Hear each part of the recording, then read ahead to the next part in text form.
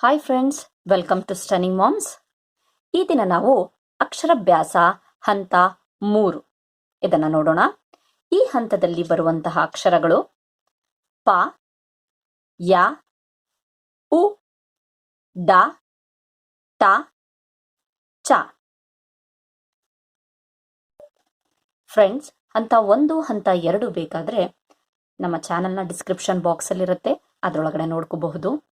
ಈಗ ನೋಡಿ, ಈ ಪ, ಯ, ಉ, ಡ, ಟ, ಟ, ಚ ಈ 6 ಅಕ್ಷರಗಳನ್ನ ಬಳಸಿ ರಚಿಸಬಹುದಾದ, ಇದ್ರ ಜೊತೆಗೆ ನಾವು ಹಿಂದಿನ 2 ಹಂತಗಳನ್ನು ಸಹ ಗಮನದಲ್ಲಿಟ್ಕೊಂಡು ಅಕ್ಷರಗಳನ್ನ ಮಾಡಬೇಕಾಗತ್ತೆ. ಯಾಕಂದ್ರೆ ಆಲ್ರೆಡಿ ನಾವು ಆ 2 ಹಂತಗಳನ್ನ ಕಲ್ತಿದ್ದೀವಿ.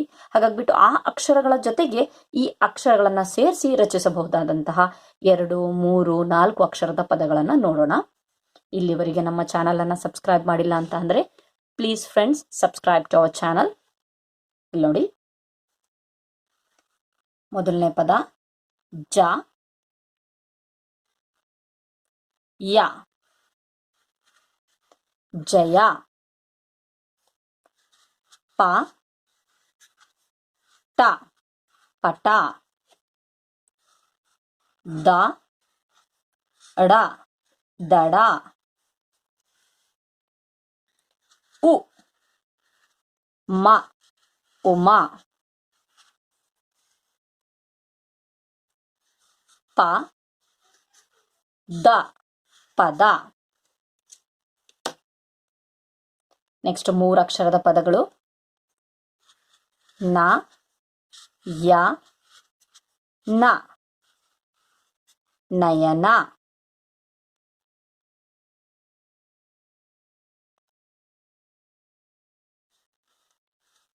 ಉ, ದ, ರ, ಉದರ.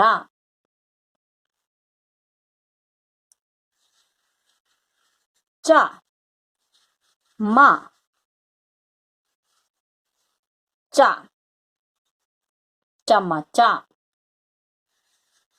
ವ, ಚ, ನ, ವಚನ.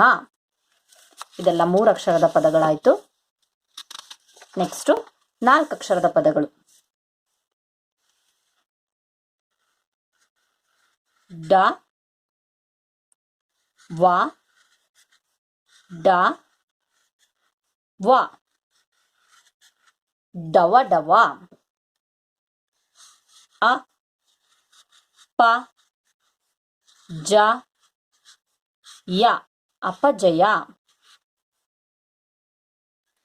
ವ, ಟ, ವ, ಟ, ವಟ ವಟ. ಟ, ಪ, ಟ, ಪ, ಟಪ ಟಪ. ಉ, ದ, ಯ, ದ, ಉದಯದ.